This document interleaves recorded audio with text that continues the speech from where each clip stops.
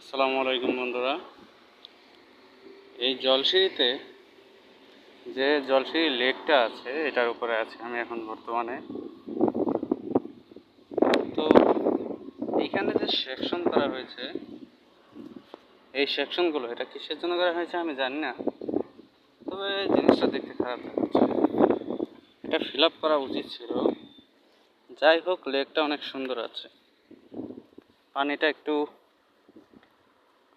হালকা কালো এক সাইড দেখা যাচ্ছে, কিন্তু পানিটা পরিষ্কার আছে, পানিটা ময়লা নয়।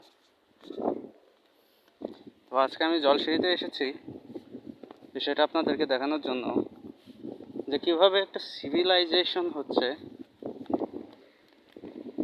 এই জলসিঁড়িকে কেন্দ্র করে। এখানে সব দিক দিয়ে ন্যাচারাল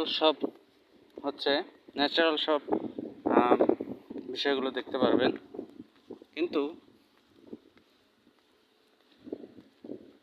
এর মাঝখানেই গড়ে উঠছে একটি আধুনিক মডার্ন সোসাইটি। দেখা হবে বন্ধুরা, আজকের মতো এই পর্যন্তই। আসসালামু আলাইকুম রহমতুল্লাহ।